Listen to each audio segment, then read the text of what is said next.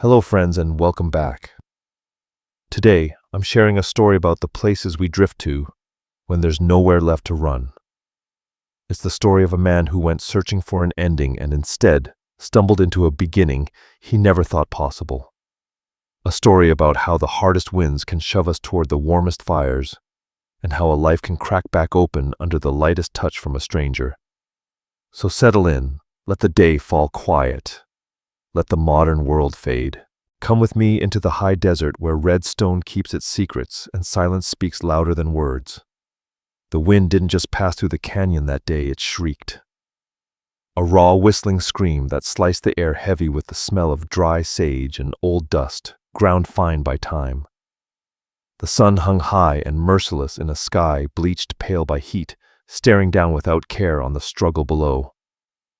In the basin, a lone figure moved, if you could call it moving. Clay Rook was staggering. 32 years old, forged of grit and iron, Clay had ridden hard miles with the cavalry. But that iron was bending now. He was the kind of man whose face carried the record of every storm he'd ever crossed. Stubble darkened his jaw. His eyes, once sharp, always searching, were dulled by pain. A dark, soaking stain spread across the shoulder of his dust-coated jacket. It wasn't the mark of a stray bandit's shot. It was betrayal. The Iron Ridge troopers, the men he'd eaten with, bled beside, had turned their rifles on him. Why? Because Clay refused an order that would have burned innocent lives. He chose honor over command, and the cost of that choice was a bullet in the shoulder and a sentence carved in lead. Exhaustion settled deep in his bones, the kind that made every breath feel like shattered glass. He'd been running for days, dust trailing behind him like the ghosts of men he used to know. Now there was nowhere left to go. His horse, the roan that had carried him across the worst stretches of Badland, had collapsed miles back. Clay left the animal beneath a mesquite, whispering an apology before pressing on, alone. The isolation closed in. He was a single man, lost inside a maze of stone. Canyon walls rose like ancient sentinels, tall and mute, trapping heat and silence alike. There was no water, no mercy. Clay stumbled boots, dragging through loose sand and gravel, one hand clamped over his wounded shoulder. His fingers came away slick with blood that refused to clot under the sun. He wasn't searching for escape anymore, not for a town, a doctor, or a miracle. Those belonged to a life already gone. All he wanted now was a place to stop a shadow, deep enough to hide his body from circling birds. He meant to die on his own terms with the mountains, as his only witness far from the eyes of men who betrayed him. Dizziness came in waves. Red rock swayed and pulsed. Copper and dust filled his mouth. Death walked just behind him, close enough to breathe down his neck. Dragging himself forward, Clay aimed for a crack in the canyon wall, a narrow split like a scar carved into the earth. He hoped for nothing more than a sliver of shade. But as he drew near, something stopped him. Thick green ivy spilled over the opening, alive and vivid against the dead red stone. It didn't belong. It looked like an error, or a blessing. Driven by desperation, Clay forced himself onward. With the last strength he had, he reached out and shoved through the vines. The change was instant. Heat vanished. Wind fell silent. The air turned cool, shockingly so, carrying the scent of wet soil, crushed mint, and sweet water. Sunlight filtered through leaves overhead, breaking into soft patterns across the ground. An oasis. A hidden garden, tucked away from the world. Clay took one step, then another, boots sinking into cool grass instead of burning sand. He tried to make sense of it, but his body had nothing left. The surge that kept him moving drained away. His knees gave out. He hit the ground with a low groan that echoed in the stillness. Cool grass pressed against his burning cheek as darkness closed in. Wrapped in black like a quiet blanket, Clay Rook believed this was the end, and he let it take him. Believing he would never open his eyes again, Clay Rook was certain of one thing: this was the end. But he was wrong. He wasn't dying. He had simply found his way home. Time behaves strangely when a man drifts along the thin line between breathing and oblivion. For Clay, Rook, time had become a dark, rushing river, cold, relentless, pulling him under. It dragged him through shattered dreams of rifle fire and frozen nights. Through the accusing stares of the men he had once ridden beside, the Iron Ridge troopers, the brothers who had turned their backs on him. He floated there for what felt like years, suspended in that black current, waiting for judgment. He expected iron shackles biting into his wrists. He expected the harsh bark of a bounty hunter's voice, or the empty final quiet of the grave. But when the darkness finally cracked open, when it peeled away like morning fog, pain was not what greeted him. Scent was.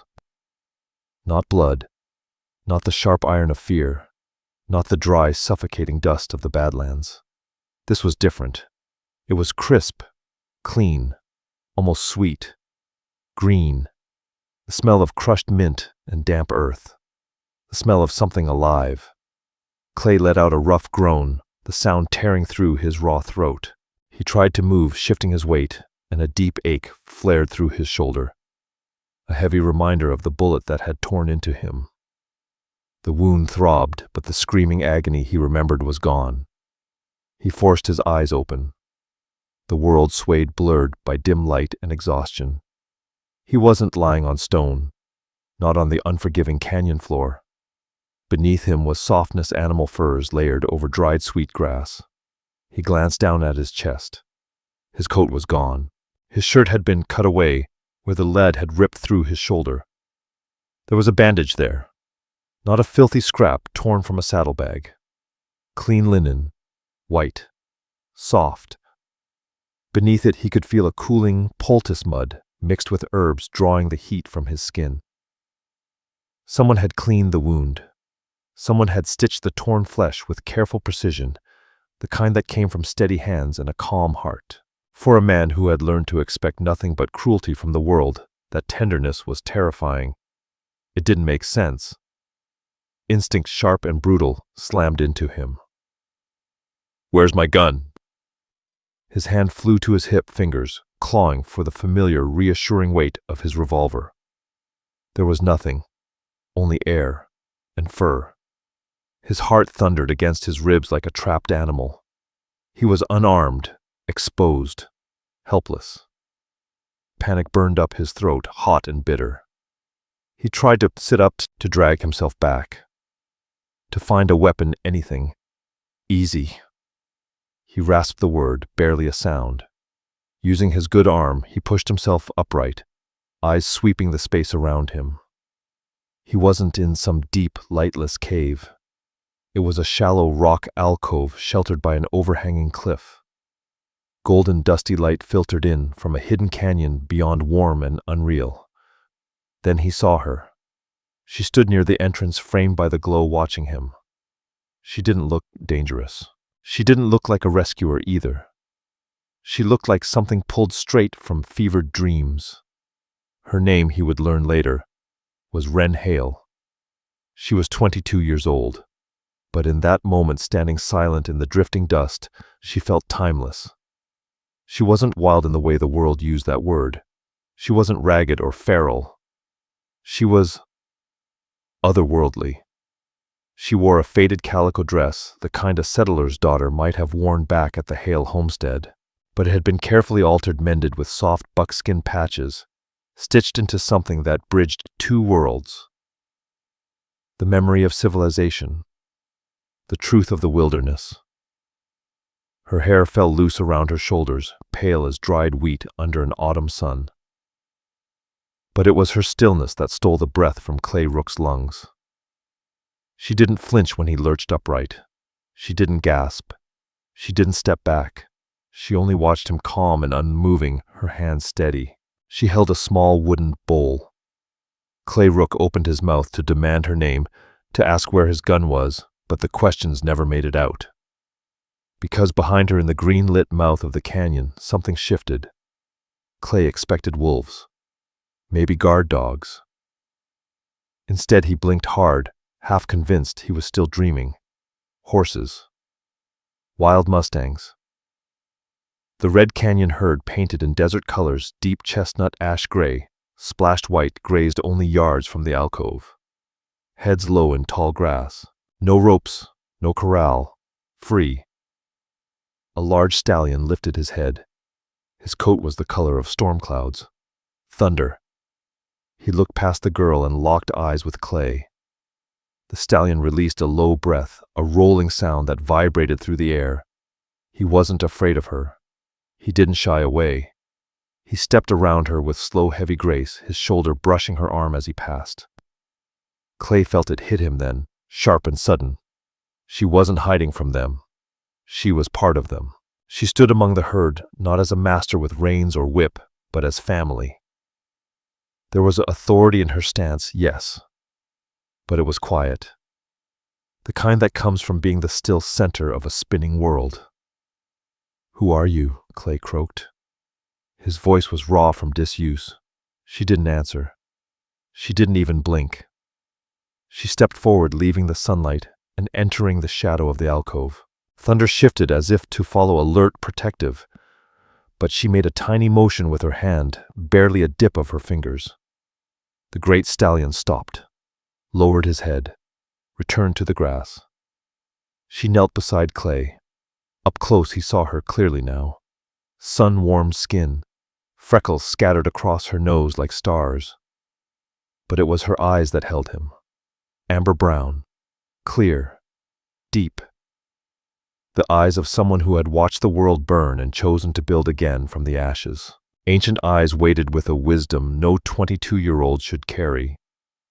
"My gun," Clay said, the demand hollow. "Where is it?"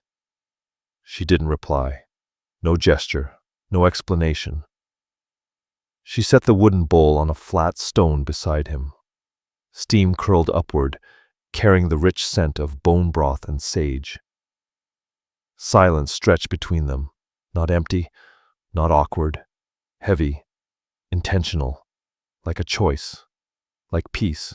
Her gaze moved to his shoulder, careful and precise, checking the bandage without touching it. Then she lifted the bowl again, dipped a wooden spoon and raised it to his lips. Clay hesitated.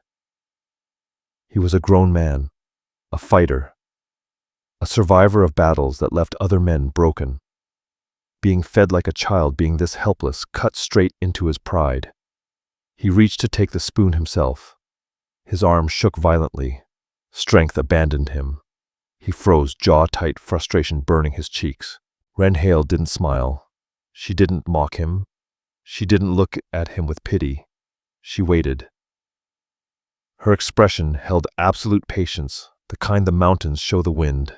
Steady, unmoving, present. Clay let out a long, shuddering breath.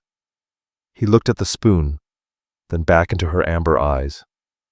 And for the first time in years, maybe the first time since he was a boy, Clay Rook stopped fighting. He parted his lips, and she lifted the spoon. Wren Hale fed him slowly, carefully. The broth was warm and full-bodied, spreading through his chest like sunlight poured straight into his veins. Her movements followed a quiet rhythm. Dip the spoon. Wait for him to swallow. Dip again. She never rushed him. Her hand never trembled in the stillness of the alcove. With the scent of crushed mint and horses hanging in the air, the space between them quietly narrowed. It was an intimacy deeper than touch, more exposed than any spoken confession. His life rested in her hands, one spoonful at a time. And Clay Rook understood then she wasn't only mending his body. In her silence, in her unhurried patience, she was giving him something he hadn't realized he'd been starving for. She was giving him rest. Days in the canyon weren't measured by clocks or bugle calls. Time moved with the sun as it climbed and slid along the red sandstone walls. Morning arrived as a thin band of gold at the rim. Noon bleached the valley in harsh white light. Evening crept in slow and honey-colored purple shadows, rolling across the stone like a cooling tide. For Clay, Rook time blurred into healing. The fever that had burned through him broke on the third night, leaving him weak but clear-eyed. The sharp agony in his shoulder faded into a steady, manageable pulse. a reminder of the violence he'd survived, no longer a chain dragging him down. He settled into a rhythm, not one shaped by orders or shouted commands, but by the quiet patterns of the woman who had saved him. Each morning he sat beneath the cottonwood trees, watching her. It was all he could do, and as he watched, something shifted. His first judgment of her had been wrong. She wasn't merely surviving in this place. She wasn't a lost soul clinging to stone. She was ruling it. He saw her move among the red canyon herd with a confidence that made his chest tighten. She approached a mare calmly murmuring sounds that weren't quite words, checking hooves with practiced care. She ground corn on a flat stone, her arms moving in a steady hypnotic rhythm, dust swirling through shafts of light. She wove baskets from river reeds, fingers sure and nimble, shaping usefulness and beauty out of nothing at all. Clay Rook, who had spent his life tearing things apart, breaking formations, breaking horses, breaking men, sat silently and watched a woman who knew only how to build, how to tend, how to preserve. A strange feeling crept into him. Not fear, not pain, unworthiness. He studied his own hands, scarred and hardened by war, and then looked at the piece she had carved from this hidden canyon. He felt like a wolf that had wandered into a cathedral. He didn't belong here in this quiet kingdom of one, and yet whenever she looked at him there was no judgment in her eyes, only that deep, unsettling patience. One afternoon, while Wren Hale knelt by the creek gathering watercress, Clay pushed himself to his feet. His legs held steadier now, strength slowly returning to muscle and bone. He walked toward the back of the alcove, the part she had claimed as home. It was simple. Furs laid for sleeping, bundles of dried herbs hung neatly, but on a small, natural shelf carved into the rock wall, he noticed something that didn't belong to the wild. He reached out. His fingers brushed cool, worn leather. A book. A Bible. It wasn't untouched or whole. The leather cover was warped, black and curled inward, as if it had been dragged from open flames. The edges of the pages were burned thin, ready to crumble to ash. He opened it carefully. The bitter scent of old smoke rose up, cutting through sage and earth. It was the smell of a house burning, the smell of a tragedy that had happened long ago. Inside the cover, he found a small rusted locket fused shut by heat. Whatever it held was sealed forever, but the metal carried deep scars left by fire. It was my mother's. The voice was soft, barely a breath, but in the stillness of the alcove it landed like a shout. Clay Rook spun around, guilt rushing hot to his face. He hadn't heard her return. Wren Hale stood at the entrance, a basket of wet greens resting against her hip. She wasn't angry. Her face was open, unguarded. She set the basket down and walked toward him.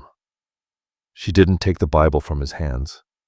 Instead, she reached out and touched his wrist. Her fingers were cool from the creek, and the contact sent a sharp current up his arm. Gently, she closed the book in his grasp. Then she tugged at his sleeve, guiding him deeper into the alcove past the sleeping furs. She stopped where the wall fell into shadow. Clay squinted. The stone there was covered in markings, charcoal drawings, not crude scratches. These were deliberate, careful, haunting. He saw a homestead etched in harsh, angry lines. Flames devouring the roof, dark figures on horseback, faceless, merciless. And a child, small and terrified, running toward the canyon, running into the wilderness. Clay stared at the black lines burned into red stone. No words were needed. The story was written in soot and sorrow. A massacre, a family erased. One little girl left behind who found safety not in human arms, but in the silence of the land. He turned to her. Wren traced the running child with her fingertip. "You're a ghost," Clay said, his voice thick. "Just like me." She looked up then. For the first time, something in her cracked. Her eyes shimmered, holding tears that never fell. She nodded once. In that moment, the distance between them disappeared. They were no longer stranger and savior. They were two souls who had seen the world burn, two survivors scorched by men, and fire who had come here to mend. The silence changed. It wasn't only peaceful now. It was shared. 2 days later, the heat pressed down hard, the air heavy and unmoving. Clay felt the grime of sickness still clinging to him, the sweat, the dust, the fading memory of fever. He took a small piece of soap root Wren had left and walked to the edge of the stream. He pulled off his shirt, movements stiff, awkward. Hot, dry air met his skin. He knelt and splashed water over his face and chest. It felt good until he tried to reach his left arm behind him. A sharp, biting pain tore through his wounded shoulder. He hissed, dropping the soap root. His arm fell uselessly to his side. He sat there, staring at the water, frustration boiling up. He was a man who could break a camp chute, a coin from 50 paces. And he couldn't even wash his own back. Broken, useless. A shadow crossed the water. He didn't turn. He knew who it was. The horses hadn't startled. The birds kept singing. Wren knelt behind him. He heard her dress whisper against the grass. The water rippled as she dipped her hands in. "You don't have to," Clay murmured, head bowed. "I can manage." She didn't listen. She never did when pride spoke for him. Her wet hands touched his back. Clay stopped breathing. They were small hands but strong. She picked up the soap root, working it into a lather between her palms. Then she pressed her hands to his skin, starting low on his back. Her touch was firm, steady, working in a slow rhythm. She moved upward along his spine, washing away dirt and sweat. But it felt like more than that. Like she was scrubbing off years of hard riding nights, spent on frozen ground, the weight of sins he'd carried too long.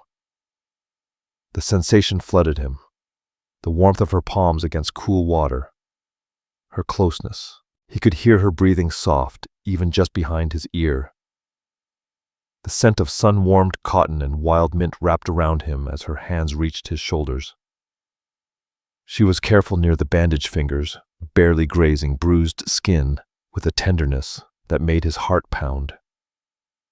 Clay closed his eyes. His hands resting on his knees began to shake. He tightened his grip on his thighs, trying to steady himself, but the trembling wouldn't stop. It wasn't pain. It was the raw intensity of her touch. She leaned closer to reach between his shoulder blades. Her arm brushed his neck. Fine hairs lifted along his skin. The air grew thick, heavy, charged. This wasn't the frantic hunger of a saloon night. It was deeper, older, like two magnets being pulled together against their will. Clay felt utterly exposed. A soldier's back, the most defenseless place offered without armor, and she treated it with reverence. Her hand slid to the front of his shoulder fingers, resting lightly along his collarbone. For a moment she stopped. Her hand stayed there, over his beating heart. Clay slowly turned his head. She was so close he could see the pulse flutter at her throat, the gold flecks in her amber eyes. Her lips were slightly parted, her breath catching just once. She studied his face, the scars, the rough beard, the eyes that had seen too much death. And she didn't look away. She didn't retreat. In that silence, something passed between them that words could never hold. "I see you," her eyes said. "I see your pain, and I am not afraid of it." His heart answered, "Broken as I am yours." She withdrew her hands slowly. The loss of her touch felt physical, a sudden cold rushing in. Wren Hale stood, water dripping from her fingers. She didn't smile, but her expression softened into something unmistakably gentle. She turned and walked back toward the alcove, leaving Clay Rook kneeling by the stream. Clean, unsteady, and completely in love. He watched her go and understood then that the war he'd been fighting all his life was finished. The only battle left was keeping her safe. Peace out here in the high desert was fragile. As delicate as a cactus bloom, bright and beautiful, always living under the threat of burning sun. For weeks, Clay and Wren lived inside a fragile bubble, a world suspended where the only laws were sunrise and the creek's slow flow. But the world of men is jealous of such peace. It hates being forgotten. It never leaves debts unpaid. And the past is a hunter that never sleeps. The intrusion didn't arrive with galloping hooves or cannon fire. It came wrapped in silence, heavier than the wind itself. It began with the horses. Late afternoon light turned rich and amber, setting the red rocks ablaze from within. Wren was near the creek, weaving a basket from willow branches. Clay was nearby, sharpening steel, the soft rasp filling the air. Then the canyon's rhythm broke. The lead stallion, the great gray giant, the color of a storm front, snapped his head up. Thunder's ears flattened hard against his skull, a clear sign of threat. He didn't flee. He struck the ground with his forehooves, a heavy, challenging thud that shivered through the canyon floor. The mares gathered their foals, guiding them, without sound, toward the canyon's far end. Wren Hale froze. Her hands stilled on the willow branches. She looked to Thunder, then to the narrow lie in the rock wall. The only way in, and the only way out. Clay Rook felt it too. The fine hairs along his neck lifted.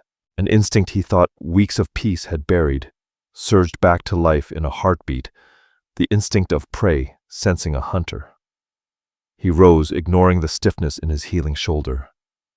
He didn't need to see the intruder to know. It wasn't a lost traveler, not a wandering prospector. It was the law, or at least the hard, merciless version that had been tracking him. Clay turned to Wren. The softness that had crept into his face over the past weeks vanished, replaced by the familiar mask of the soldier.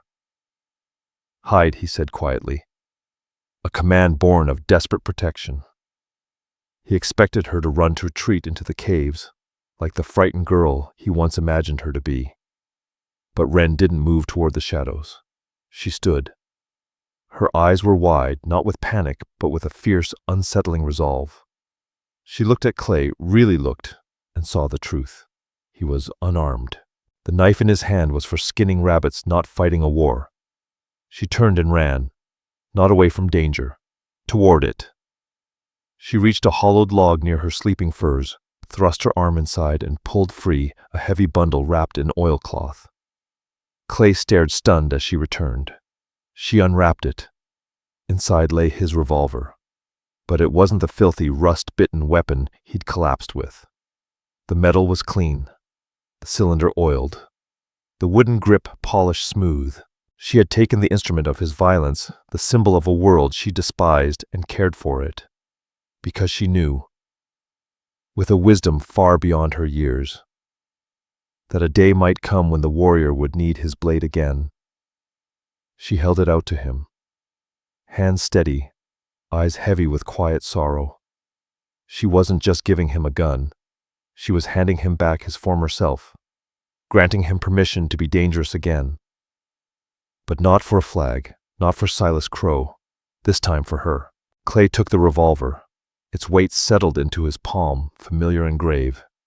He looked at her, wanting to promise he wouldn't use it, but he wouldn't lie. He holstered the weapon. The click of the hammer sounded like thunder in the quiet garden. "Stay here," he whispered. He stepped close for just a breath, drawing in the scent of mint and sage one last time. Then he turned and walked toward the ivy-draped opening. The intruder waited just beyond the green veil. In the narrow throat of the slot canyon stood a marshal, a solitary figure, carved from the same hard stone as the desert itself. He wore a long, dust-stained coat, the tin star on his chest dulled and scoured by sand. Coal-hardened. A man known for relentless pursuit, a man who followed blood the way hounds follow scent. He had traced the week-old trail of dried droplets Clay left behind, picking through the stone maze with obsessive patience. Clay stepped through the ivy.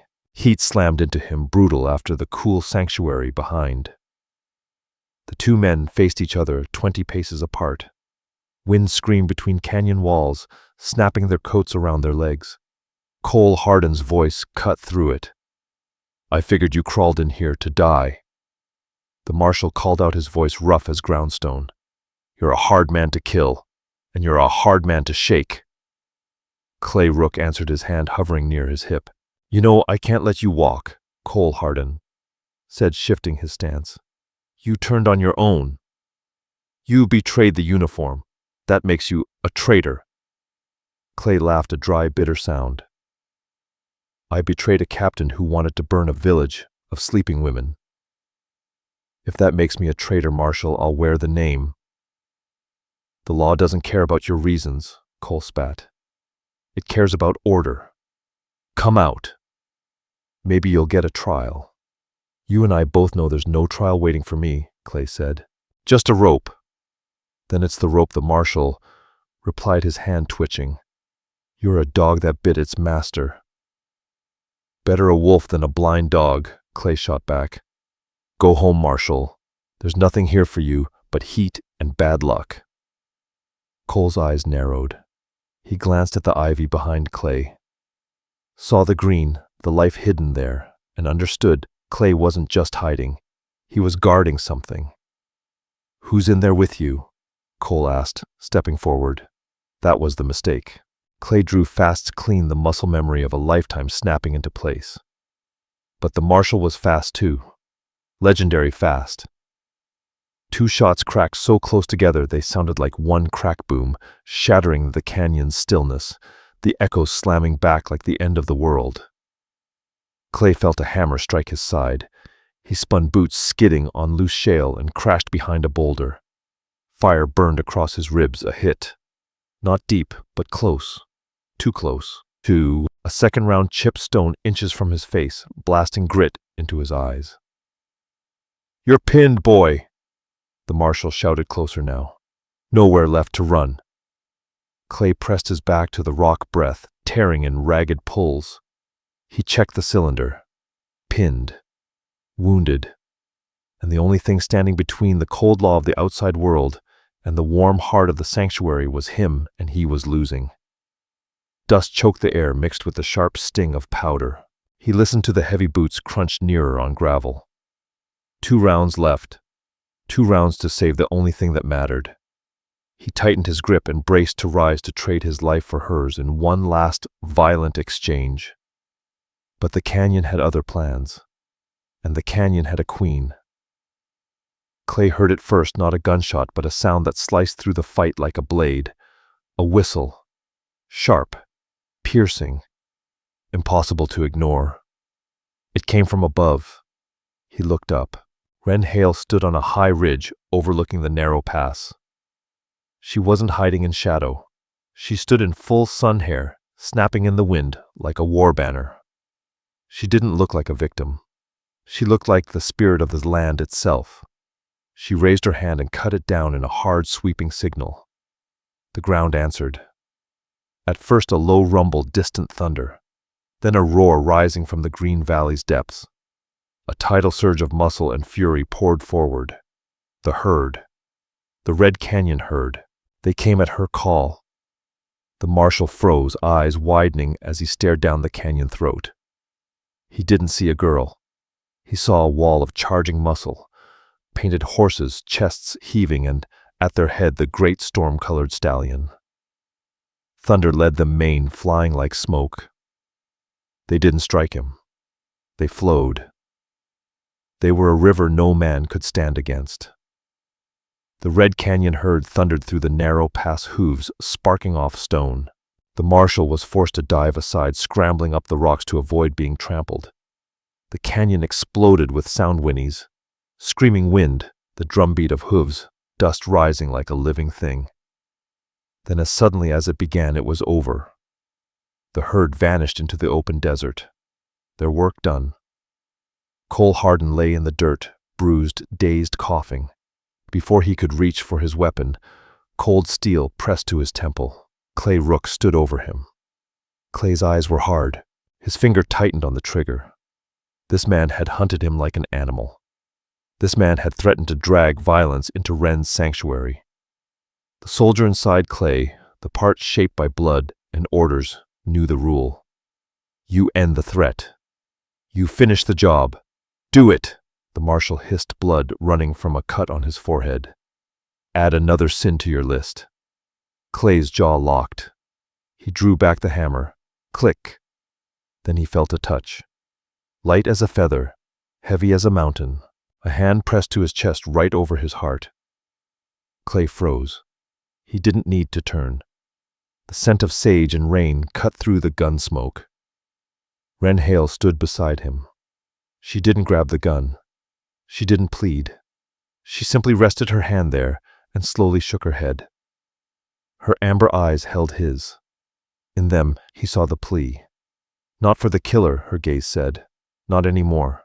Don't let him turn you back into one. Clay stared at her. His hand shook. Slowly, agonizingly, he lowered the gun. The hammer slid back into place. He looked down at the marshal. You walk, Clay said, voice raw with the effort of mercy. You walk back to the world of men, and you tell them the ghost they were hunting is dead. They bound the marshal's hands and sent his horse running free into the Badlands. They watched him begin the long, brutal walk back to civilization, defeated not by a bullet, but by a grace he couldn't understand. The sun dipped low, bruising the sky with purple and orange. Silence returned to the canyon, but it wasn't the same. The secret was out. The sanctuary had been breached. Clay stood by the water packing his saddlebags.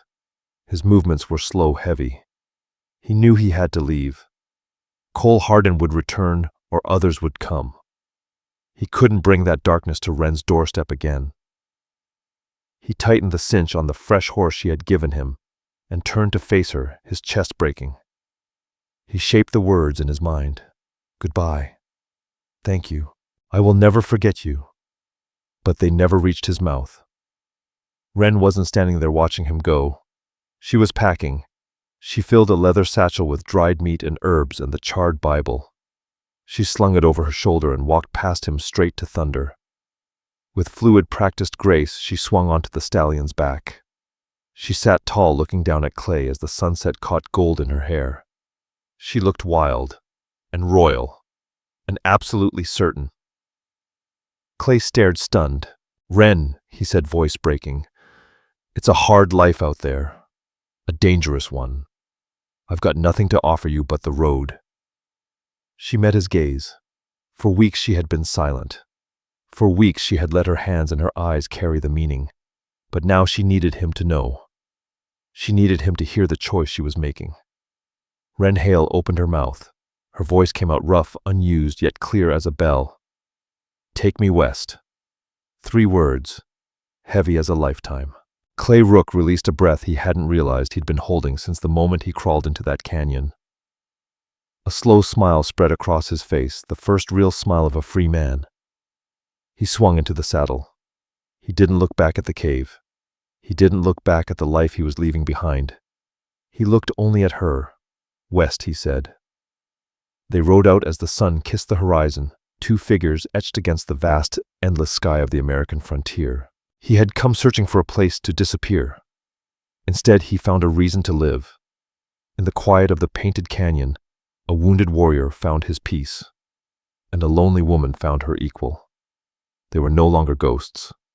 They were alive, and the world stretched wide before them. And that, my friends, is where we leave Clay Rook and Wren Hale riding toward a horizon with no end. I hope this story brought a little warmth to your heart today. I think we all carry a canyon like that inside us, a place where we just want to be safe and seen and understood without having to say a word. I'd love to hear from you in the comments. What did you think of Wren's choice? And tell me where are you listening from tonight? I always enjoy seeing folks checking in from front porches and quiet living rooms across the land. If you enjoyed this ride, do me a small favor. Tap that like button. Share this story with someone who still believes in the West. And if you haven't already, subscribe. We've got plenty more trails to ride together. Until next time, take care of each other. All stories are created for entertainment purposes and may include fictional elements or dramatized interpretations inspired by historical settings. We use AI tools, voiceover visuals, scripts, as creative assistants. However, all content is reviewed, refined, and edited by humans to ensure emotional authenticity and storytelling quality. We fully comply with YouTube's policies regarding AI-generated content and do not use any deepfake techniques or misleading recreations of real individuals. All visuals and supporting materials are properly licensed.